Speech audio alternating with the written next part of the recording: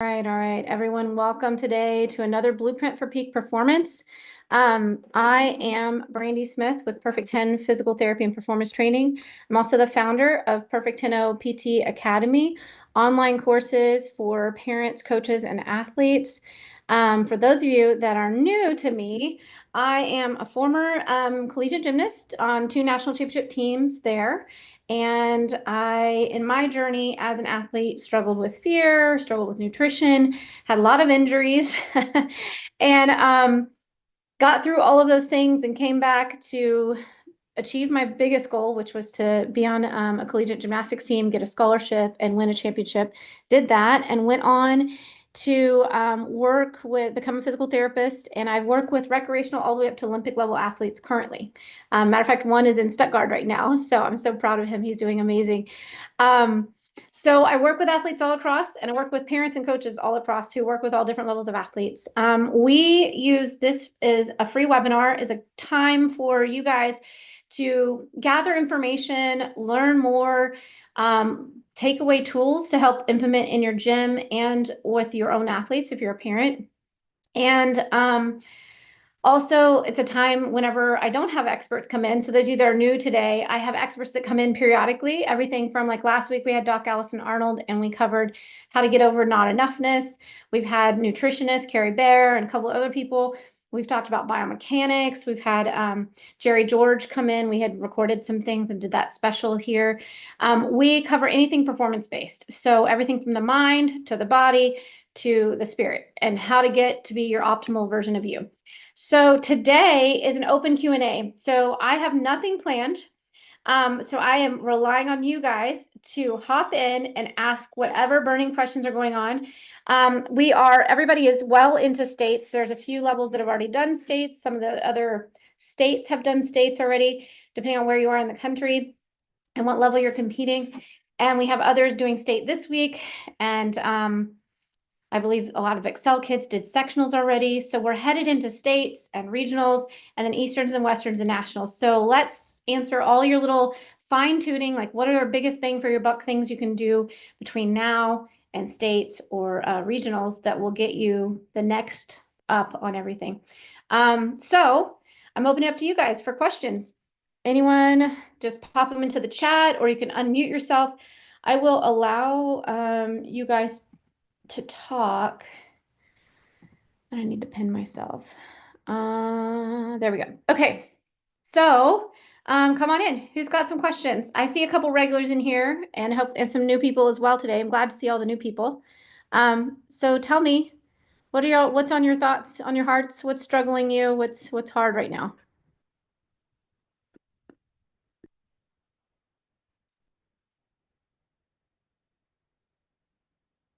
Okay, how many of you guys in here are in the chat? How many of you guys in here are coaches and are getting ready for states in the next week or two? Let's put a Y in the chat. Coach, states are done. Oh, okay, good. Brian, you're done with states. Are you headed into regionals now? Do you have some that qualified?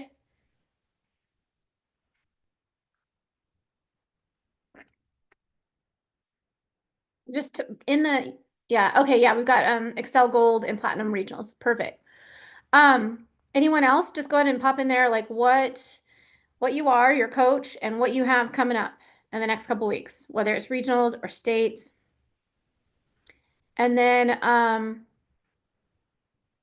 let's start thinking, you guys, this is your time. You've got me, those of you who do know me, I can answer a lot of things. So, so I got an hour to spend with you guys to answer whatever. It can be that you're having issues with one. Can you hear me?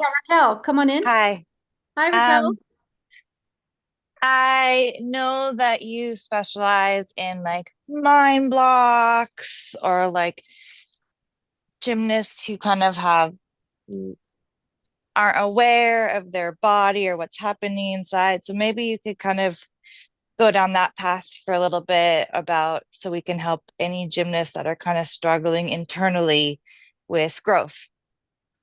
Okay, so explain a little more. You said that you want to talk about mental blocks, like are they having fears? This is like an in general question. Mhm. I've just been coaching for many, many years, so I don't have any particular gymnast in mind, That's but okay. it is an interest, and it is something that I do come across even in rec classes and here and there. So, I mean, it's nice to hear other, especially with your education, kind of what's going on with the body, and kind of like a deeper understanding of maybe the mind block or the anxiety or what's stopping them from the growth that they need for a skill. Okay, the growth. So when you're saying growth, you mean progression, like progressing a skill. Progression. Okay. Yeah. Yeah, Like good. I was just the making sure. fear of moving forward, or the fear of, or maybe it's anxiety or some sort of mind block. Yes. Yeah. Progression. Raquel, it's so great. I'm so glad you brought that up. So it is one of the most common things, and it happens all across the board. I think in rec, it sometimes gets skipped over because maybe they just sometimes skip a skill if it's too scary and they just move on to something else. Um, or it just doesn't get it doesn't quite get its due service, I feel like, with the rec kids.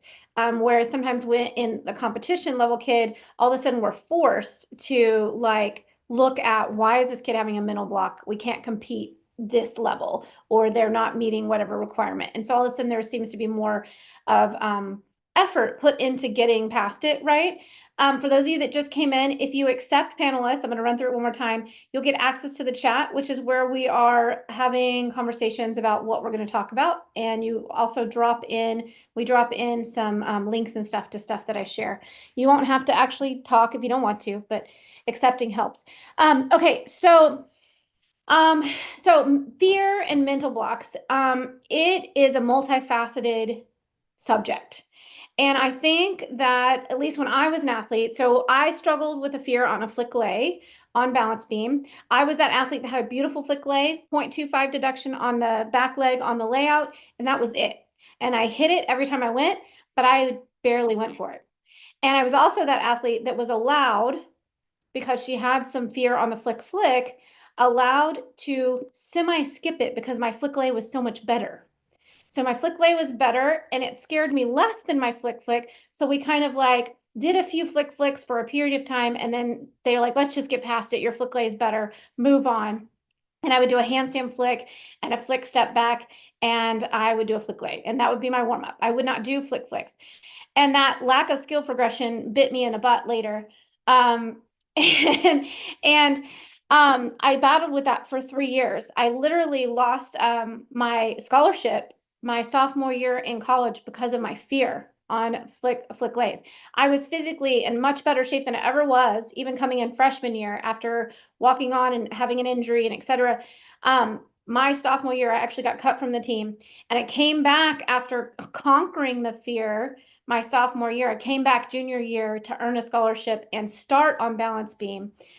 Third up, by the way, which in college is the most consistent person. Maybe not the highest scoring person, but the most consistent person.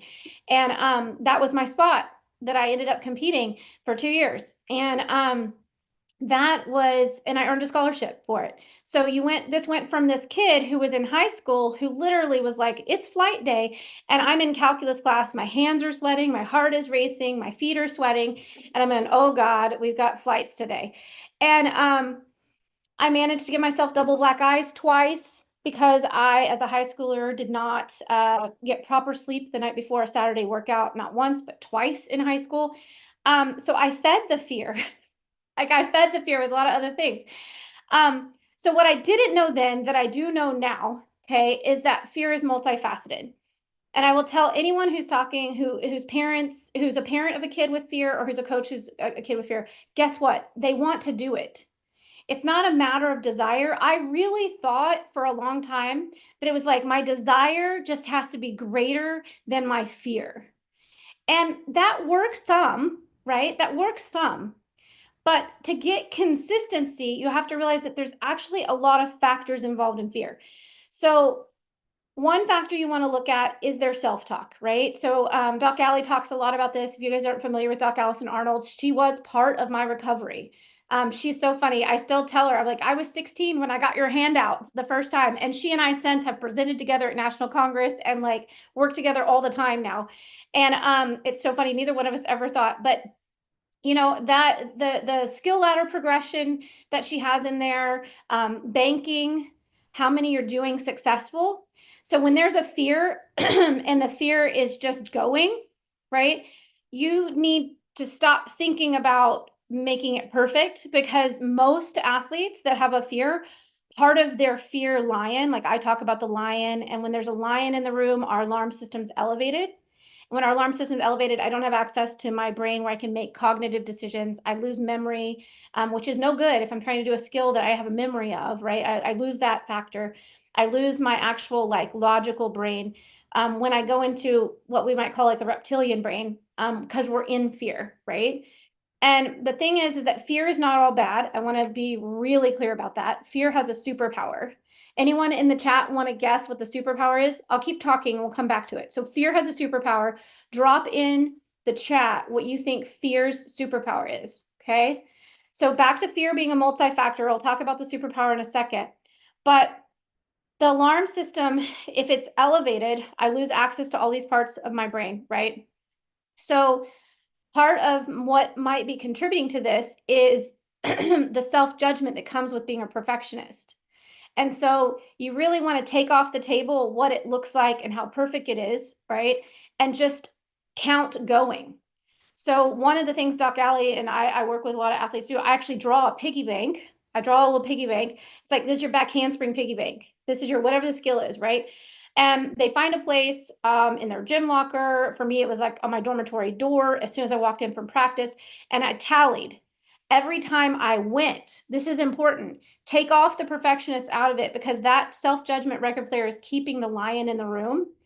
And so it's not about being perfect. It's not about only being on the high beam or only being at whatever level, or only being without a spot. It's not about that. It's about going through the movement, and the nerves that fire together wire together, right? So we want them to go through the movement as best they can and create feelings of safety and confidence, so that you're wiring neurologically the movement pattern that you want, right? The movement pattern that you want for the flick lay, the rhythm, the pushback, the movement. We're wiring that movement with the feeling of safety and confidence, right? So I got to count every flick lay on a floor line. I got to count every flick lay on a low beam, on a laser beam. We didn't have those then, but now we do. On a beam with mats, with a spot, without a spot, middle beam, high beam. It didn't matter. I counted every one, and it became a game. So by the time I was done with college, I think I did like 30,000 flick lays or something, because I did like 2 rotations of beam for 2 years straight. Like, and the reason for it is it helps the mental mind to actually see, I have done this so many times. It's just one more time. It takes away this aspect that it's like a boulder and I'm pushing it up this mountain, right? It's like, no, no, no. I'm just like throwing rocks into it, and eventually it becomes this big, huge thing, right? Like, and I can do it. Like, I'm bigger than that because I've done it so many times. So one aspect is what's going on in their mental dialogue, right? What talk do they have? So reframing negative talk is really important, right? So sometimes athletes have no talk and they just think that they should just go.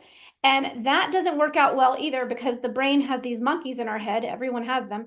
And if the monkeys are left on their own demise, they'll take us off some crazy train.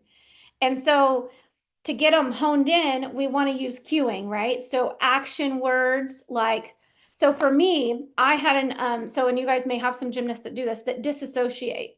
They jump out of the vehicle. While they're driving the vehicle, they jump out. The vehicle's doing its thing by itself. So I would disassociate on my flick lay. So no wonder why couldn't be consistent on going, because I wasn't even like driving the vehicle. So one of the ways to stay present that we know in the world of psychology is naming things or seeing things.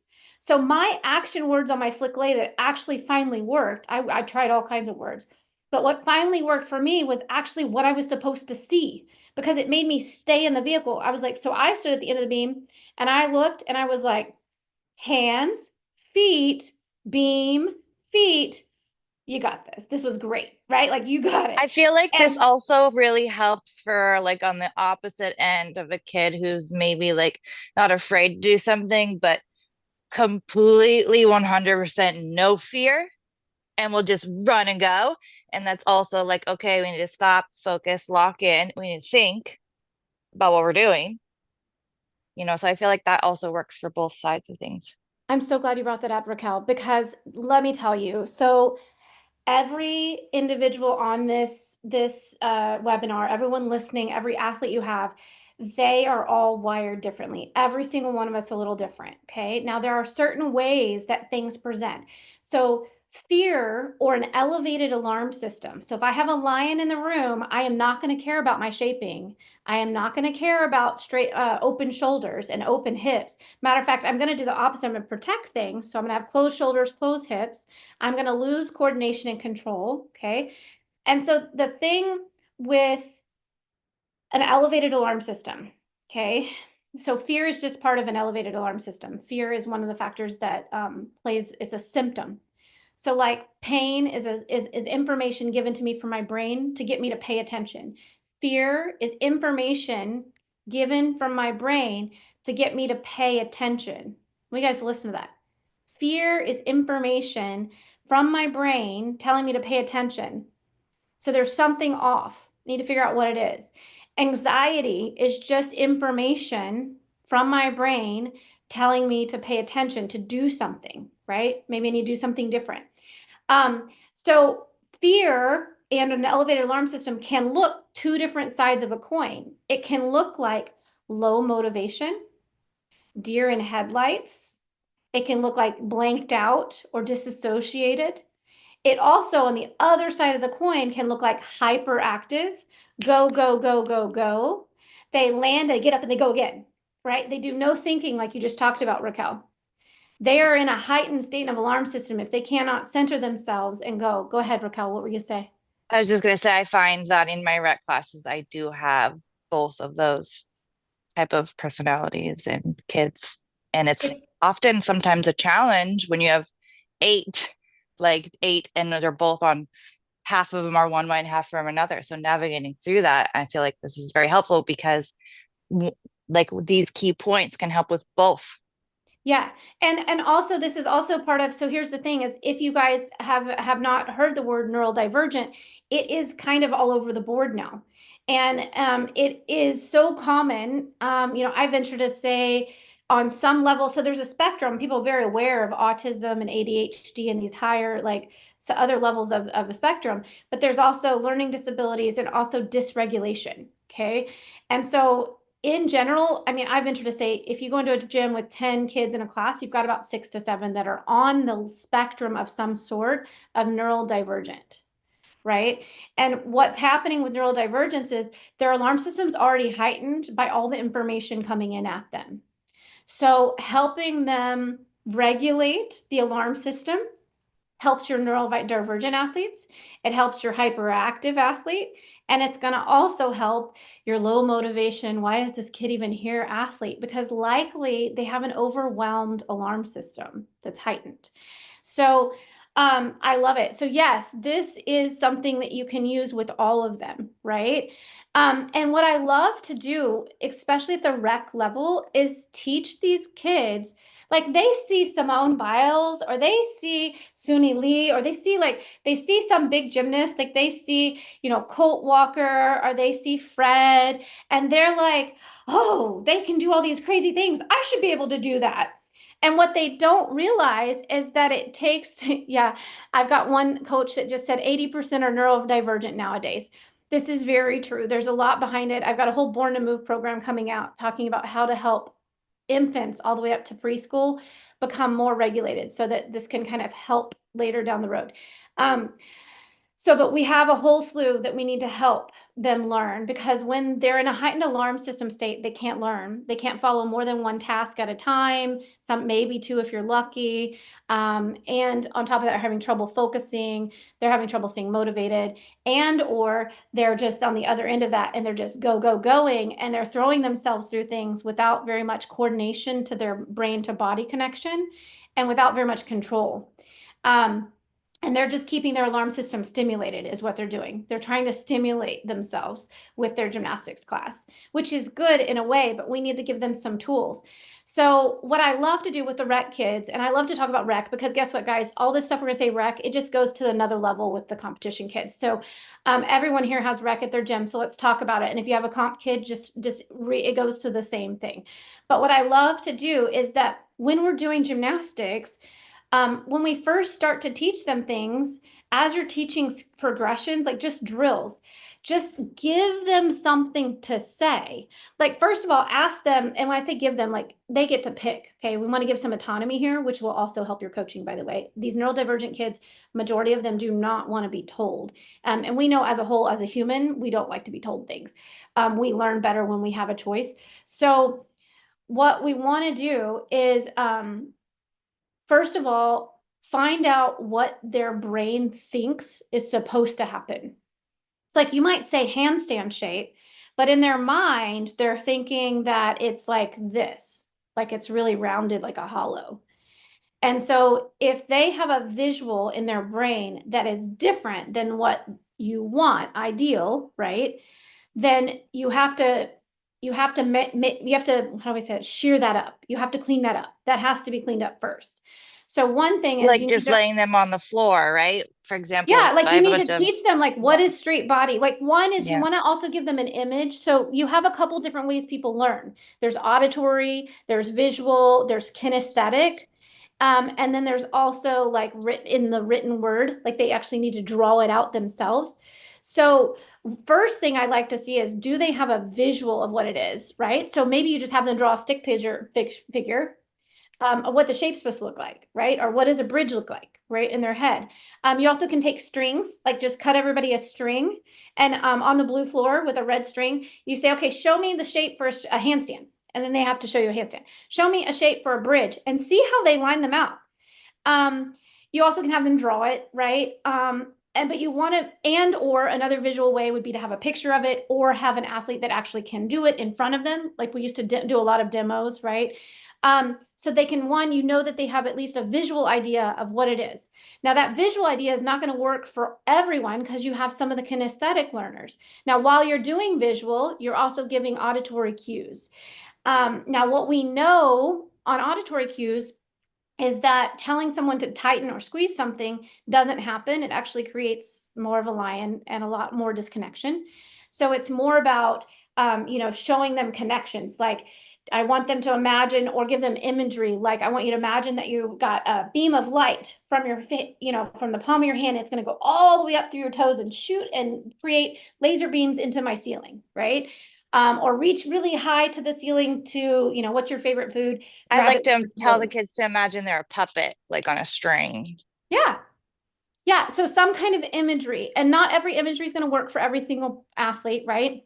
But once you have defined for them in their brain what this looks like, and the thing is that, one image may work for one athlete and not work for another. And so sometimes I will ask an athlete when they see the handstand that's straight, I might say, hey, what image do you think of when you see that? And they're a pencil. Okay, let's be a pencil, right? Or maybe they say something else, which is weird. I had one kid, emery board, the emery board that you file your fingernails with. So getting a good image first. Now, once you've taught the rec kid what the image is, right? But this works also, by the way, for higher level skills. They need to have a visual of it. Now, by the time you've gotten to higher level, they're usually looking at some Instagrams and stuff, but be careful. Are they looking at one that's actually biomechanically good, right? There are some high level athletes who perform high level skills, but not necessarily biomechanically good. They just happen to survive it. They happen to have like some kind of genetics or ability to be able to do something, right? So you want to kind of make sure that what they're ideal looking at is going to be an ideal mechanical like a thing. So once you have this visual, the next is, can they put their body in that same position? And Raquel, that's where you go, like, I like to start. So you break the shape down for, especially for the first time to introduce stuff to rat kids, you break it down to like laying them on the floor, making sure their back is flat, and they can, I start with just knees bent and I go one leg out, other leg out, one arm out, other arm out. right? So that they find a straight body. And then a bunch of them, their pelvis will come up, their ribs will fly up. And if you guys have seen anything, I use a lot of bands to help with the proprioceptive feedback, especially for neurodivergent kids. There's a whole slew of ways we can use bands for proprioception. And I take them, and then you can take them from the floor into, you want to eventually stack them right into like an L push up on the onto a block, right? So the block is here and they're on the L. And again, I like to use bands for some of those neurodivergent kids, or kids who are hyperflexy, kids that respond to proprioception, right? And then you can work on like finding one leg straight and the other leg straight and getting into that handstand. So again, you're working towards the handstand. And by the way, any of those that were in the pyramid of performance, we're talking about top pyramid stuff. We're not talking about movement literacy here. But these are ways to help get them to, in this process of finding the shape and in the process of going into your drills to getting to the handstand or whatever the skill is, right? Help them begin to find words, true words. And you need them to say them and write them down somewhere, because there are so many kids now, and I don't know if it's social media, if it's devices, if it's how they think, but there's a lot of negative talk. I'll ask, an athlete, like, what do you want to do? She goes, well, I don't want to have my toes flexed. No. What do you want to tell your body to do? Well, I don't want to have my toes flexed. I go, no, what do you want it to do? And she's like, well, I want them to point my toes. I go, that's what you should probably say, right? Like, push through my feet, right? So you want to create like some action words that are positive. Okay. Number one, they need to be positive. And then number two, they need to be like related to what they're trying to do. You know what And I love they need to about be this their so words. much is we're also putting the control into the students rather than telling them what to do. And a lot of kids don't want to be told what to do. So by giving that language and then having them have this choice of, what does your body need to be doing right now? I love this awareness for them. It's such a beautiful thing. It's beautiful to have the awareness. The other aspect is, we know on the motor learning perspective, you will both acquire and retain skills at a much faster rate when you get, one, the athlete's buy-in, two, they actually have an image in their brain of what it is, and three, autonomy, right? So the thing is we don't all think alike. Now, in my field of gymnastics, when I grew up, right, which is a long time ago, we were considered robots. So we were told everything and we were told what to do and blah, blah, blah. And that's just, number one, not going to work with this generation of athletes. It's not. If you're failing and you're really a good coach and and you're like, why can't I get these kids to do these things? Like, they just don't. And or you're like, they just won't, they're cheating on conditioning, or there's this or that. It's a power struggle happening. And in this generation of neurodivergence and our whole world the way it is, you will not get what you used to get with my generation when you dictate to them what to do. Now, that does not mean that they're running the roost. What it means is I say, do you want to do 5 or 10? And the research shows us in the world of autonomy is that 9 times out of 10, they'll pick the higher number. They'll pick the higher number when given a choice. And those who are given a choice, as simple as even color, they did this cool golf ball experiment where they had orange, yellow, and white balls. And they let one group of golfers pick their ball. The other ones were assigned. The group that picked their ball, all of their performance measures were significantly better that day of practice than the people who were assigned a ball. The next day, they assigned the ball to everyone, okay? And still, the group that got to pick their ball the day before did better at everything: accuracy, distance, number of strokes, all the things, right? And they've done this research in all kinds of different fields. And so it's not just a one and done, like one time it happened to be that way. No, like over and over, if you give people a little bit of choice, and it's not like they're going to dictate the whole workout. It's a matter of like, what word makes sense to your brain, right? And if you start this, I've started this with kids as little as 5. And sometimes they come up with just like funny images, and sometimes they're like, yeah, that, like, they'll say rainbows for like, bridges or whatever, but sometimes they'll come up with the randomest thing, and I'll go, well, show me, when you think of that word, show me the thing. like even just doing it with a donkey kick, right? And they'll do better. And I'm like, that made no sense to my brain, but it makes sense to yours. And so having a journal, some of you guys have journals already, and having them write in their words for major skills, right? And just starting with the basics with the younger guys, you will start to develop a foundation of thinking where they have to learn how to use positive words, right? And if they're struggling with something, help them come up with an affirmation, right? I'm strong. And maybe they put the I am strong on their water bottle, right? I am beautiful. I am loved. There's all kinds of different, different I ams that kids come up with that are really powerful. So one is making sure that they actually have an actual image in their head that is accurate of what it is you're asking them to do. Two, is there a coordination? Can they make that image happen in some form of the skill progression, right? So probably not at the top of their first learning. They're at the bottom of the ladder, but can they show me a straight body shape on the floor, even though they can't do a handstand? Can they stand in a line, which is a straight body position? And if they're lacking, take a picture and then show them. Is this straight? And they're like, no. Great. What do you have to think in order to do that? So then helping them find imagery that works and words that work. Action-based words are always most effective. Along action-based technical corrections can work. Sometimes if they're, like I said, exiting the vehicle, I gave words that were very keep myself present because I was exiting the vehicle. And then, so let's see, action or like technical corrections, right? Like push, push, reach, set, like, and you got to make sure if they use the word set, what does that mean in their head? So defining language is really important. A lot of frustration I found that will go out the window from the beginning of coaching is truly defining that we're all talking about the same thing. Because a lot of times I have athletes come in and they're too afraid to say something. I'm like, well, what are the corrections that you're getting from your coach?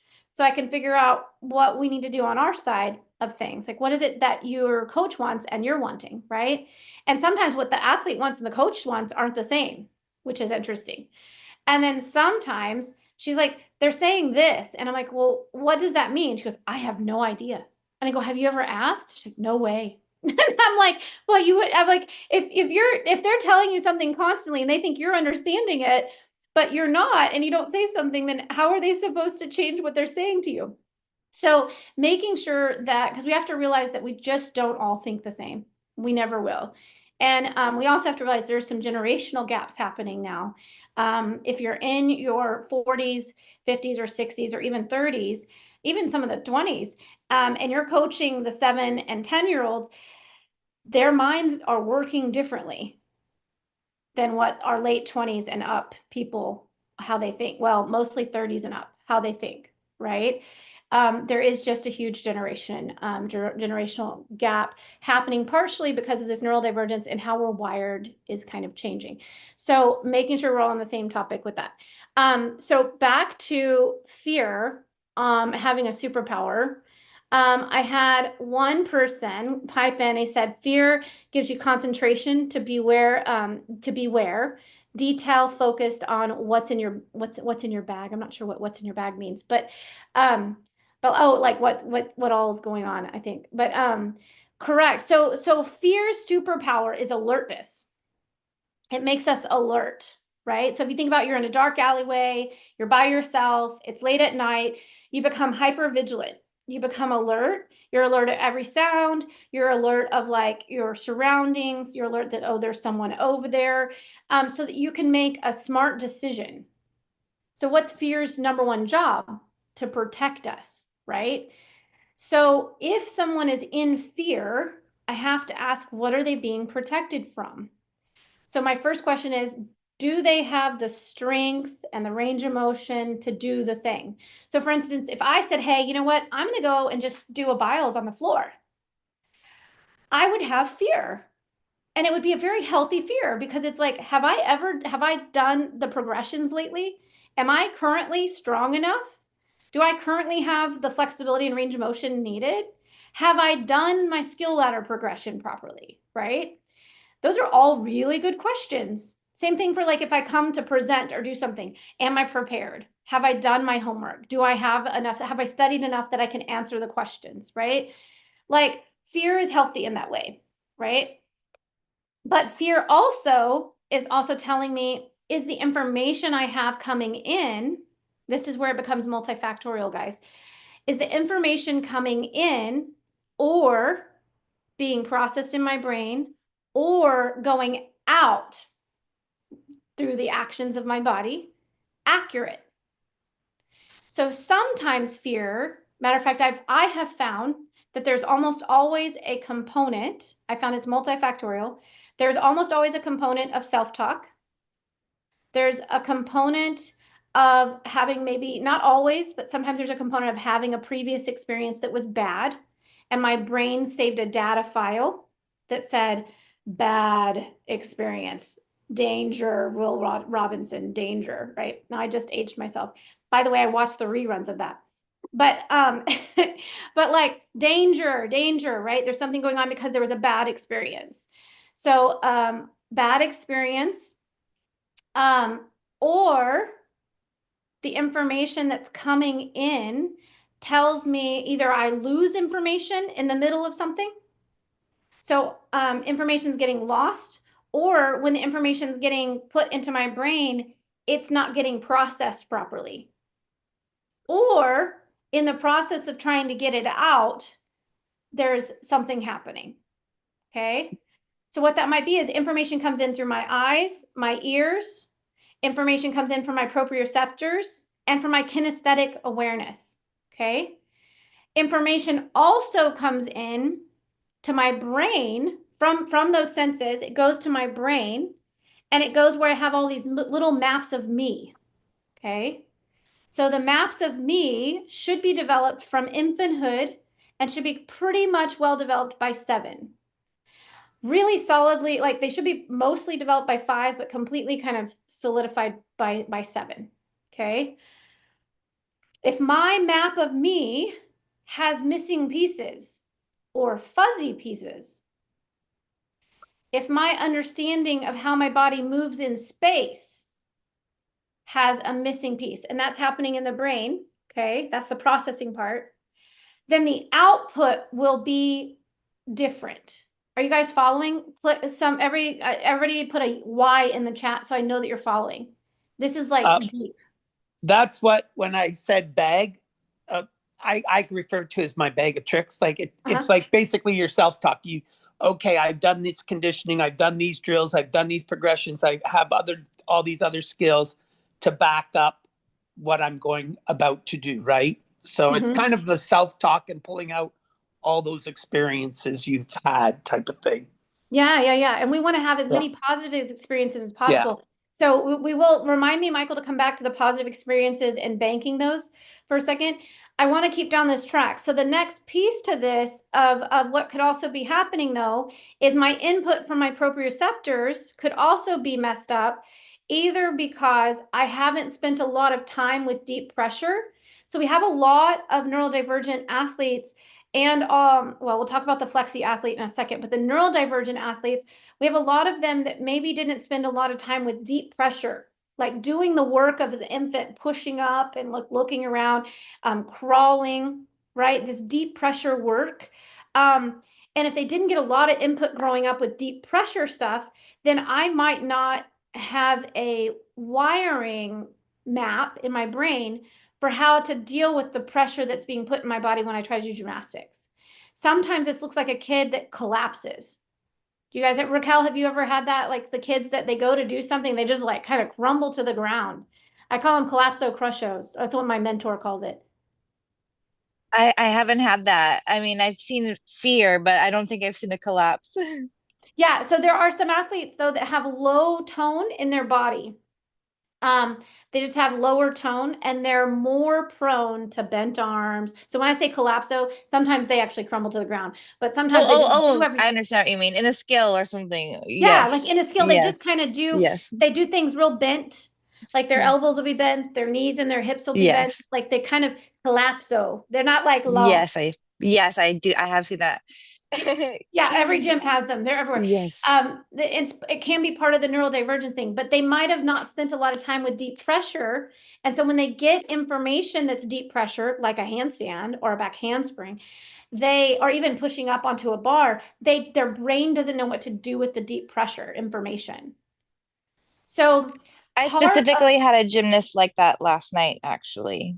Um, would not complete her front support on her bars, and for vault, for getting her hips over her arms, she could not keep her arms straight, and then she would just roll into it. And so, but she was also wanting to do everything really, really fast and 5 times in a row.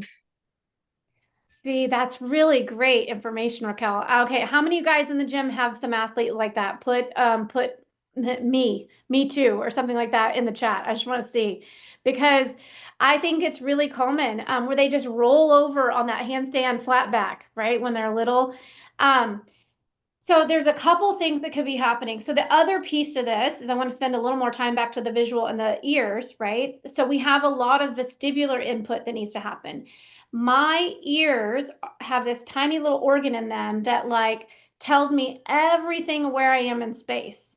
Tells me if I'm going forward, backwards. It should tell me exactly where I am on like a back walkover, at what angle I'm at. Okay.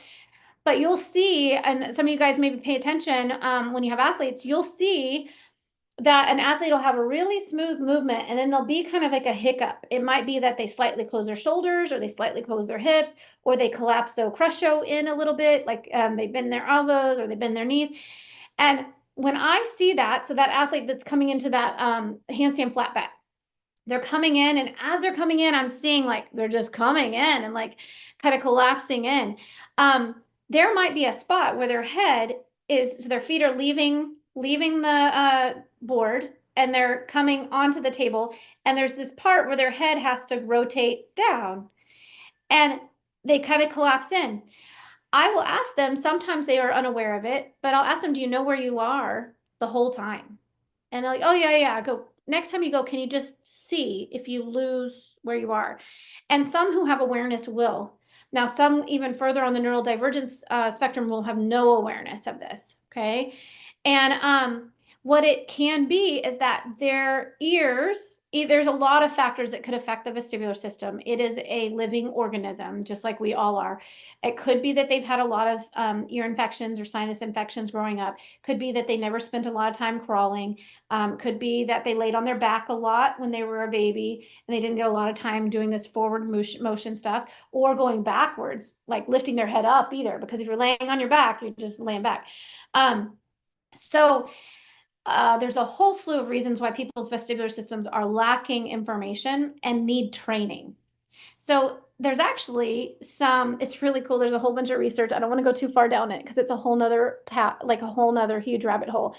But there's a little muscle inside the ear that they have found when there's a lion in the room, their alarm system is elevated, that muscle will actually like get lazy.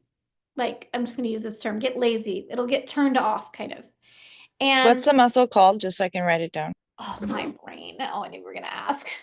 I feel like It's okay. It's okay. I can Google it I later. feel like it's stratesium, STR. It's this tiny little muscle, and my brain is like not pulling it up right now. I wasn't expecting to talk about it. I didn't study. It's okay. I don't have to know anything, but Raquel, look it up and see. It's the little muscle in the inner ear. I think it's something. So can you look it up for us right now? This is the great thing about Dr. Google.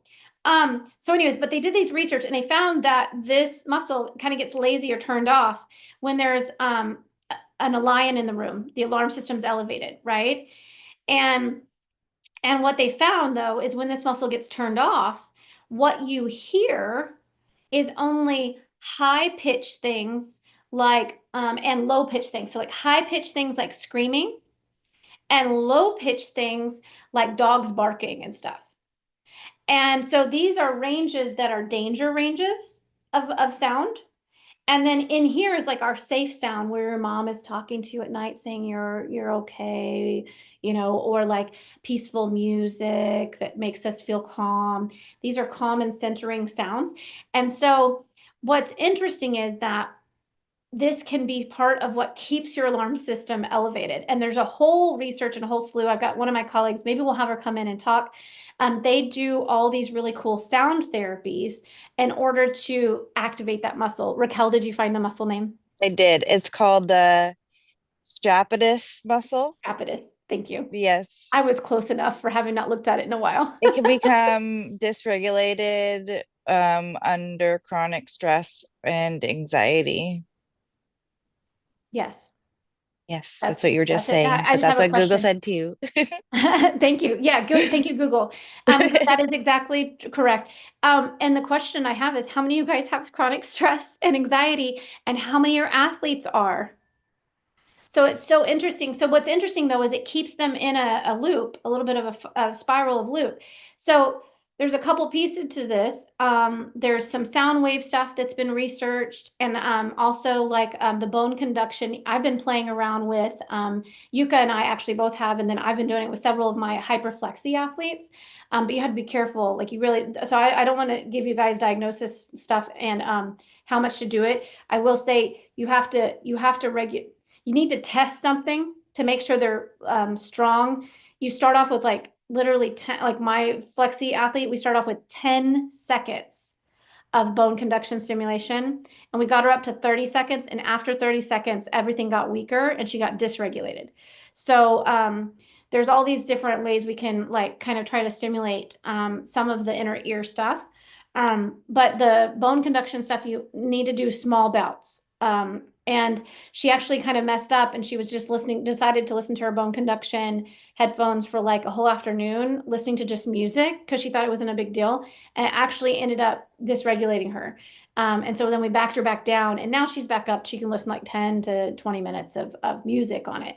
But now when we do a certain app with some certain vibration sound specific, she still just does about 3 to 5 sets at 30 seconds. So anyways, there's a lot of ways to stimulate this muscle, but that's not the only way. The easiest way which you guys can easily see what's going on is doing vestibular drills. So back to this whole multifaceted, I'm going to come back to the vestibular drills, I promise, but let's just do a little summary of the fact that one, need to make sure that part of what's happening with fear and mental blocks, and this is good for all of the athletes, by the way, because if you start this foundation with your kids, I honestly think you're going to have less fear and mental blocks later down the road. And when they happen, you have a language to go back to, you have skill ladder progressions, you have drills, you have an understanding that has already been built into the athlete, and they don't get more amped up about the fear situation. So one, making sure that they have an actual image that's accurate of what it is you're asking them to do. Two, can they get their body in that position in some shape or form accurately on their own? Three, creating language that's action words, right? So I actually have athletes so if they're younger and they're just doing skills, I have them write out their, like, if it's a round up back handspring, what do they need to say? And I also make sure that they have breathing in there because I want to regulate their alarm system with a nice like belly breath, or a nice what I call umbrella breath, where the rib cage opens like an umbrella. So I'll say breathe, and they write down their words. Reach, punch, push, see. Like maybe they need to see their set, right? Whatever words that make sense to them. So they need to come up with their words. And they need to use them every time. And you need to make sure that those words are positive and help reframe the words for them if they're using words that aren't as positive, right? And then the next piece to this is helping make sure that the information going into their brain is accurate. And the better we can create motor maps for things, the better the brain will process it. So input and as well as processing, right, will help improve the output. So ways to improve input. One is crawling, developmentally, army crawling. So as part of your warm up, one of your stations, Like one of your stations can just be that you have like one of those rainbow things or one of the half barrels, or you do a panel mat, not the short 4-foot ones, but like a longer panel mat where they have to stay down at least 4 crawls at least, so you can create a sequence. But you can like TP one of the panel mats and they have to army crawl. But when they're army crawling, and I'll show you guys this in a second, when they're army crawling, they need to be pushing, then reaching. Most gymnasts and athletes will pull with their arms instead of push and then reach, because they lack a little bit of a motor center and connection to their feet. The hands and the tongue have the largest part of the map on the brain. They take up the largest space. The feet have a small part of the map. So it's really easy for an athlete to get disconnected from their feet because it actually has less space in our brain anyways, already, just on the get-go. So, so what that might look like is stations where they army crawl, where they crawl on all fours, stations where they just have to do a press up, and you have to make them work hard. So I'm going to show you these exercises in a second, but you have to make them work hard where they push up and they have to look around, because I'm having to activate some vestibular. I'm having to get that deep pressure sense in. And a lot of your athletes didn't do this when they were infants. And so what's cool is we have neuroplasticity. You can reintroduce it. So this is one aspect I would introduce. And if you introduce this stuff with your rec kids and your kids, you know, early on, you can reintroduce it at level 10 elites. Like I have an elite that absolutely died the other day just doing this pressing and lifting. This is so hard. And I go, yeah, you need to do this. And but you know, introducing these things a little bit by little in there. I just lost my train of thought. And then the next aspect is training the vestibular system. So you have different parts of the vestibular system where you should be able to move your head while your eyes stay stationary. You should be able to move your head up and down while your eyes stay stationary. You should be able to move your eyes, right? And you should be able to move your eyes up and down. And then another piece that's really important is a reflex that's based on, it's called convergence and divergence. So convergence and divergence, when I have an object, say the balance beam or the vault that starts 80 feet away from me and comes closer, I have an object that comes closer to my eyes and then back away, right? So if my brain and eyes cannot converge at the rate of speed that I'm flipping, I will lose information going to my brain. So this is where a lot of you guys, if you guys are familiar with Level Up Neuro and Yuka Seguria, I had a background in vestibular stuff before, but she and I have worked together last 3 years, treating several athletes actually. And, you know, she has some really good stuff, but there's some really basic drills that you can do before you go do a back handspring. And so depending on what direction you're going into, you want to like work more into that direction. So if they're having fear going backwards, I need to work into a backwards direction. If they're having fear going forward, I need to work on a forward direction. Sometimes, actually most of the time, I end up putting them in the position where I see that they had what I call the uh-oh moment. The uh-oh moment is the moment when they lose themselves in space and I see them kind of tighten up or close. Their movement gets a little not smooth, right? And so if it's in a back handspring, a lot of times the uh-oh moment, if this is my head, the uh-oh moment is about right here, give or take. So I'll put them over a barrel and I'll have them do some of those vestibular exercises. So I put them in the spot. So if they're doing a flyaway, it's usually this part where the head is here and the feet are a little higher. So I'll put them on a wedge with their head off, and I'll have them do the vestibular drill in that position. So if you can find the uh-oh moment, you can put them in the moment position. And when I say position, it may not be that their whole body's in the whole position. It's most importantly that their head and their inner ear is in position. And what I found is like if you have an athlete that like they can do back handspring, but then when you go to add a round off, they can't connect the round off back handspring or something happens and they balk. You have to think about it. In a back handspring, my inner ear is just going in a straight plane backwards this way, right? So my head has to go from straight upright. I don't know how I'm going to do this. I don't know. We'll try this. I have a dragon. So my head has to go from straight upright to around and then back upright again, right? But if I'm doing a round off, my head has to go through multiple planes. My head has to go forward, down, and turn and then back up. So you're going through multiple planes. So if you have an athlete that loses power and or struggles with connections on a round off by handspring, it might be many times that they're losing it right here where they have to turn and be upside down at the same time. And it's happening all at the same time, right? Like it's not like a upside down, then do a half turn, then come up. It's rotating at the same time. So multiple aspects of their inner ear is having to work. So I have some drills on my Instagram that I do that, but you can do in general, have them looking at their thumb or a stick where their eye is really having to focus, and you can do like an illusion drill, or you can do just a walk through the round off. So I want to just take a moment, Michael, I know you have your hand up, but I want to take a moment because these are some of the pieces that I think get missed the most is the developmental aspect of proprioception and kinesthetic and the map of me and the vestibular component.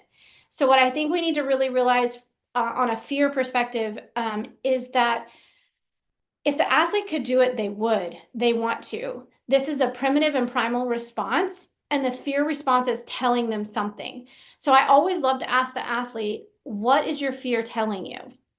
And they always go, I don't know, because they're already in the lion, right? So we have to help regulate their alarm system. I think it's on my YouTube, actually public, I'm pretty sure. I can actually, let me drop it in here. I'll drop in a breathing technique I'll do. So I teach them Golden Lotus to get their alarm system down, just using a breath technique. Now you can use lots of breath techniques, but I'll drop in the chat my guided meditation for Golden Lotus. It's a breathing technique. They like it because there's a visualization. They have like, there's a little lotus that they think about. It's right here at their rib cage. So I'll drop it in here. It's really good because they like the visualization. It slows their breath down. Now that also said, you can do finger breathing with like the 5-year-olds. Breathe in, hold, breathe out. Breathe in, hold, breathe out, right? You can do their whole hand. And now they can do whatever it is you need to do. Now, I think, by the way, with all your neurodivergent kids everywhere, I honestly think when you rotate, like think about some of the craziest times in the gym. It's always transitions. Transitions are hard for the nervous system. So knowing that you have some kids with fear and mental blocks, knowing that you have these neurodivergent kids, knowing that you have transitions and they're hard, making a transition as calm as possible and resetting and orienting them to your rotation before you start is going to make a huge factor as to whether they can actually learn while they're there and whether their fear is lower or not. So you could do, one hand of breathing with everyone as a group. And you just explain to them, we're doing this so that we can get centered today for beam. We just came to beam rotation. We were crazy fighting everyone else who's rotating, right? And just getting them centered and then say, okay, what is your intention for today? I am strong today. Great. I am more confident today than yesterday. Great. Like, or how about I'm confident? Say, well, can we just be confident instead of yesterday compared to yesterday? Like, yeah, I am confident, right? So have them set an I am and then go on to their workout. Or you can take that time to do a breath technique and then say, okay, I want you to give me your words for whatever main skill you're working on that they're struggling with, right? And that's your focus today. We're gonna do all our progressions leading up to that. Don't worry, it'll be fun, right? We're gonna have a good day. And then offer autonomy when you can, right? 5 versus 10, like you pick. We're gonna have to do these 5 things. You can do them in any order. Or we've got 2 things we're gonna do. You can do this one first or that one first. You pick, right? Those things will actually get you a lot further with learning. So once you get the alarm system set, then you want to start kind of getting them into this, like what their IAMs are, their visualizations, etc. They can't do any of that if their alarm system's way high. So I'll drop before I get out, but I want to just show you guys really quick, and I know we're right at time, but I want to show you guys a couple little developmental exercises that you can throw in as one of those get set things. And so you could set it just as a station. You can set it on their way back. You can also do crawling and all of these things as part of their warm-up. It can be part of their stretch. Like there's a lot of different places you can throw it in, and it shouldn't take you very long. But the first set of like teaching that deep kinesthetic sense is just getting them on the floor, pushing through their arms. And I tell them, like, follow an ant. And if you have little guys that need something to look at, you could just like draw a line, or you could have little poly dots. and some stickers up on a block or something, but you want to imagine there's an ant crawling down the floor and up the wall. So I'm going to follow the ant, follow, follow, follow, follow, follow. I'm teaching them how to segmentally move, because what most of them do is this, or they do like this, and they get all the way up, and I'm like, you're not moving in your spine. So I want them to look, up, and then they get here, but you see my elbows stay bent. I'm not locked, and I'm not saggy hanging out. I'm active. So I'm here and I'm pushing through, and I'm active. I'm not sagging out in my back. I'm active, right? And then I have them just look all the way around. Can you see the thing in the wall at the top where the ceiling and the wall meet, right? So I'll give them something to look at that's like right where the ceiling and the wall meets. And then I have them look at another something. And then I have them look back and look back. They just do 3 of these. Keep your elbows bent, and then follow the ant back down. So 3 turns, 3 sets. It's very simply 3. If you guys try this, this is a lot of work to push. They're going to complain it's hard. But don't let them be saggy, because saggy is that collapsing into things, and they're not using their proprioception, right? So like really want them to push and work through their arms and their legs. And then army crawling, when they army crawl, what will happen is they'll do this and they'll pull. You see how I'm pulling with my arms? What you want to make sure they do is that they flex their foot up, slide here. They're going to push through their feet, push, reach. And I come through here. So I'm going to do it. So I'm here. I flex my foot up. I push, reach, push, reach. Okay. And so it's very important that they push. And when they're pushing through this big foot, big toe of your foot, right? Because that's going to help you with takeoffs, pushing, like all the things. And it's naturally having to coordinate the whole system. And then when they're crawling, very important that they're going to reach and then drag. Reach and then pull. Reach, slide, reach, slide, reach, slide. And they need to be looking. Now, the other thing that a lot of kids are doing is they'll be down here. And you got to make sure they're looking where they're headed. So they're reaching, and then the opposite is pulling. Reach, pull, reach, pull. So this is really important. Integrating these 3. If you guys go look at my Instagram, I had a kid with a crazy archy handstand. And all I did with her was the very first one where I was pushing up and looking, and I had her slide her leg in and out. I didn't even show you guys that second one, but it was very simple exercise, and her handstand went straight up. Because what we did is we regulated her alarm system and connected her brain and body so she could actually control it, right? Now on the vestibular side of things, just simple exercise that you can do is just having them go here and just looking from left to right. And you want to try to stay centered. They tend to not. So I would do 5 to 10 on one hand, 5 to 10 the other. Just rotating your head, no. But my eyes are staying on my thumb. And then another very simple one for the vestibular system is just standing and looking and nodding yes. And again, I'm keeping my eye on my thumb, moving my head up and down, keeping my eye on the thumb. Okay, and I would do a set of 5 or 10 on one hand, 5 or 10 on the other. I always do both hands because inevitably they start to drift. And when we drift, we get a little more activation on one side versus the other. Then the next piece is just convergence and divergence. And I have found this super important for athletes who have fear, because a lot of times their convergence ability is slow. And when it's slow and or not worked out, they don't really have an ability to judge how quickly the vault is coming at them or the beam. And then they go, to protect, right? So I just go in and then back out. In and back out. And you just do a set of 10, one set of 10 on the other side. Now you can take those basic drills I just gave you and put them in their uh-oh moment positions, and it gets more powerful. Or you can hang them upside down and do it when they're having issues hanging upside down. If it's a backwards thing, like going into a back handspring, I hang them from their knees over the bar or the balance beam, and I have them do the exercises. If it's a forwards thing, like they can't get their head over the kip, right? They can't get their head over the kip. And you see them kick their head out as they're trying to go over the kip, or they're doing their squat on and they kick their head out and they're always falling backwards. I have them hang forward over their hips and do the exercise. Does that make sense? And then, yes, Sarah, I can stay on long enough to have you ask a question. Does that make sense? You guys put a Y in the channel, if in the chat, just so I know that you guys make sense. And yes, Sarah, come on in with a question. Thank you, Brianne. Come on in, Sarah, unmute. Oh, okay. She said, oh, you're just a parent, not a coach. Do you have any tips for my tall gymnast? She's 13 and 5'7.5", and cast handstands especially. Oh, that's going to be a whole topic. I would love to talk more about it. One thing I would try though, so is her issue not making it to handstand, Sarah? Or is it actually the shape?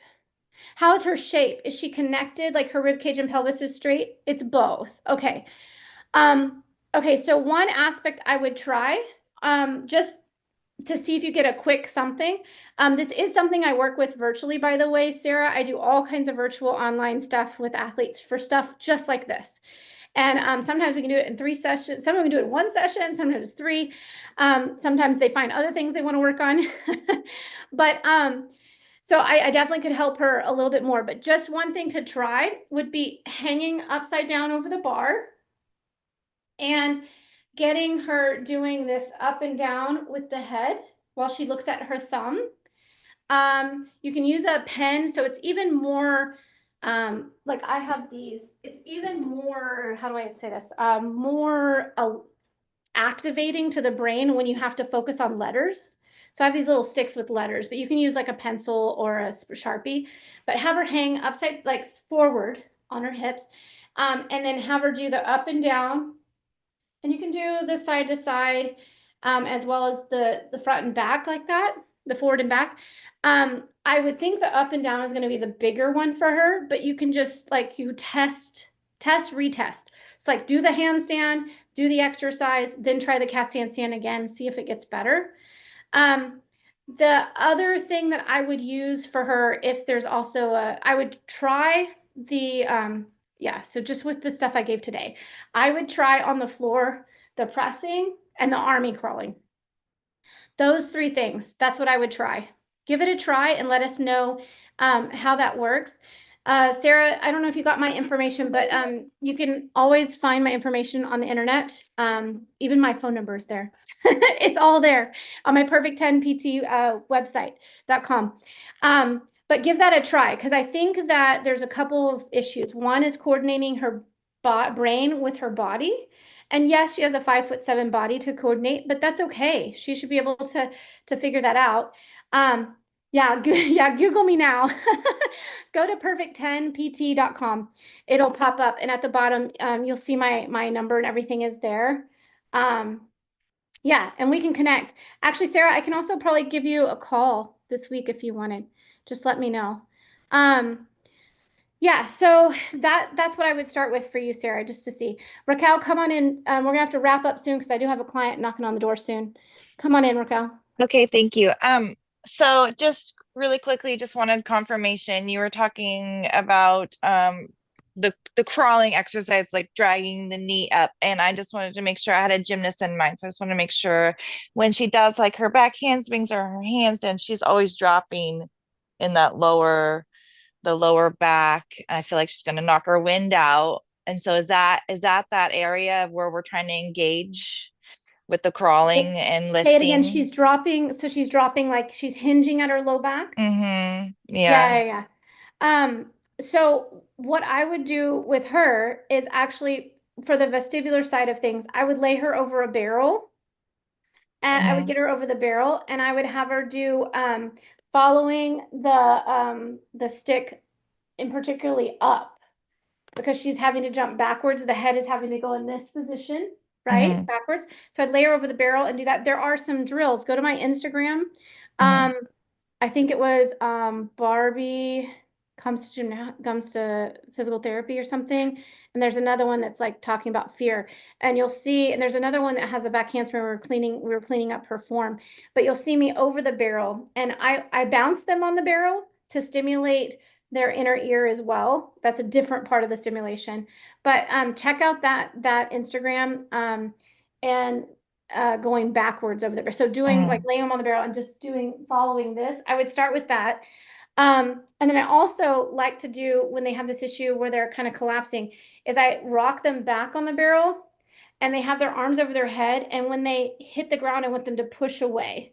So I'm practicing training their ears because there's a reflex that's happening that's telling them they don't really know where they are. And when their hands hit the ground, they collapse. And so the back and everything is collapsing. And I make sure that they're pushing long. Sometimes I put bands on them that they have to resist into. So they have to push into their toes into the bands while they're doing it. I also really love doing band work with back handspring stuff. You'll see a lot of that on my Instagram. I hope that helps. I I don't would have love to get some bands from you or resources from you Yeah, for that also. I'll put that in the chat really quick. So the bands that I use, you'll see them. And sorry, I don't have time to pull up all of the videos of all these things. A lot of them are on Instagram. Some of them 2/8 bands. And I attended one of your classes in Washington State where we did bands, and I absolutely loved it. So Okay, were you at SG? yes. Okay, yeah. I Yeah. knew that you looked familiar, Raquel. Yeah, so the 2/8 bands. So if you Yeah, go to, absolutely love yeah, so if you your go to classes, by the way. do what? I loved your classes. Oh, thank you so much. I'm so glad. You guys are such a great group. I'm coming back this year. So I'll be back in August for SG University. So the number two spelled out, TWO bands, BANDZ.com/perfect, the number 10 PT. I just put it in the chat, but that'll get you a discount code for the 2/8 bands. Now, the bands, if you're trying to create like we did at the clinic where you wrap the whole body, you need you order 4 green movement bands. And if you look in my YouTube live, Coach Stokes came in from 2/8 bands and gave us some more cool running drills. We'll have him come in again later this year. We haven't figured that out yet. But he came in January, I think. Or no, it was in December. He was the last one in December. So if you go to my YouTube live and scroll back to December, you'll see some more band drills that we did. I think I might have also done another session on bands. That link wasn't working for me. Is it working for anyone else? Hold on. It is not working. What did I do wrong? Okay, hold on. Thank you, Raquel. Good thing you guys keep me honest and on my toes. Let's see. Give me a second. I'll just pull it from my profile. Yeah, that's what it's supposed to be. Oh, I know what it is. I left out the 8. Okay, so it's www.2, the number 8 bands.com/perfect, the number 10 PT. I apologize, guys. So that's spelled TWO8 bands, BANDZ.com/perfect, the number 10 PT.com. Try that one. That should get you the discount code. And again, you need 4 green movement bands for to create one set, for athletes. We do have other stuff where we use just 2 for like bridging to help improve that bridge. But Raquel, that's what I was thinking actually. So since I've taught you that, the other thing I would do with her, do you remember the band wrap that I would do just for bridging? Yeah, I love that one, but I don't have the bands. I need to get them. I don't get the bands, but in the meantime, you can use TheraBands for those of you that don't have them. But for the 2, just for the band, how do I say this? Just for the bridging, you want to make sure that the band is arm width apart, plus about here, plus to here. So all the way across, and then from here to here, per athlete. And so you take the band, and we did this, and then we cross behind and put it like this. And then they probably will be the second loop in. It depends on the athlete. And then you just put your hands in and they do the bridge from there. This is to help teach that arc. And this gives them feedback to know that their ribs are flaring and that they're collapsing in their back. Does that make sense, Raquel? Yes, I totally remember that. Okay. I'm gonna probably maybe get the bands today now. It's time. Yeah. I thought you guys ordered some, or one of the gyms did. Did your It gym not was, order any? well, there's 7 gyms, I know. so I might have to have a little So you like, need to talk with them because I yeah. thought there was a group that was going to order them. And so find out if you can get approval to order, because if you go to 28 bands, they have a coaches bundle and my Mhm. discount works on top of the bundle. So the bundle's already discounted versus ordering them individually. So the bundle is discounted for like 20 bands or something. And then you add the 10% discount with the code I gave you. Okay, I'll push again, but if not, I think I might buy my own just personal set. Yeah, at least one set. Yeah. Yeah. You can play with Okay. it. And then when you get to the trouble spots with athletes, use it. Very helpful. The bands are amazing for hyperflexy athletes. They're great for those athletes that just need extra proprioception. I have found that 99% of athletes like really change how they move using the bands properly. That's a whole nother topic. But anyways, go ahead, Raquel. I was just gonna say thank you. This was like such a great class, and I think I solved like many of um challenges within my rec classes with what I've learned today. So I just wanted to thank you so much. Oh, you're welcome so much. I'm so glad that you came. Yeah, I'm happy. I'm happy to help. Totally happy to help. I'm glad you guys were here and I'm glad we had some stuff to talk about. I know we had someone else write in something. Landing. Yeah, you want to do more landing. Landing position for dance elements need to change. How you would like to see landings on dance elements change. We were talking about on beam. Are you talking about Brianna on beam? I think you were talking about on beam when we talked about that. Yes, okay. Yeah, so just really quickly, and then I'm gonna have to go because my client really is like knocking at the door literally now. So we talked a lot about how on balance beam in particular, it used to be believed that in the elite code, you needed to have your tail tucked and be landing upright, right? When we landed skills on beam. And we don't want that. And there is no no deduction in the code for not landing completely upright. So there is no deduction. And the problem with this thing where we're trying, sorry, I had this crazy tape we taped up, but just for fun, we were taping my student. But when I land here, my knees are getting shoved forward, and that's a lot of pressure on my knees, and I'm squeezing my low back, and there's some low back issues with that. So what I want to see is a bend at the hips. Do you see that subtle bend versus me tucking my tail? So when I tuck my tail, I shove everything forward and I'm working really hard to not to stick. And I'm creating a bunch of tension on my knees, my ankles, my back. But if I just do a slight bow bend, then I'm there. So that's all I want to see. Just a slight bow and bend. Do you see the difference, Brianne? So it's just a slight bow, bend. Yes. Okay, great. Yeah, super simple. Slight bow, slight bend to the knees. Still looking at the end of the beam. Hands are out or hands are up, like however you want them to land. But that's really, really important. All right, you And guys. I know you have to go, but how do I find your discount on top of the band's It goes to the very end. website? You have to actually check out. So if you use that link, Mm-hmm. you go to the very end and at checkout, it automatically applies it. If for some Okay. reason it's not applying it, just type in perfect 10, the number 10 PT and apply the Okay. coupon. But it should automatically apply it. But if Thank not, you. the coupon code is perfect, the number 10 PT. All right. And for those of you who haven't gotten to take my free training, there is a free training. We go back through in a different way. And it's a pretty cool training, actually. You spend some time on motivation, on the brain and the alarm system, and how to kind of get there, like how to talk. And we talk a little bit about failure as well. So it's a really fun little free training. Perfect, the number 10 ptacademy.com. So you're welcome to go in and jump into the free training. It's there for you guys who come here today. So everybody, thanks for joining. Next week, we have adapted trampoline and all-inclusive training with Sigourney Weathers and Joy Omenhofer Stovall. They're both coming in. It's going to be a great one. So share the links with all of the coaches that you think will be interested in it. But we're going to go through and do adaptive training this time, adaptive trampoline and all-inclusive gymnastics. So you guys have a great week, and I'll see you guys next week. Thanks for joining, everyone. Bye. If I can get everything.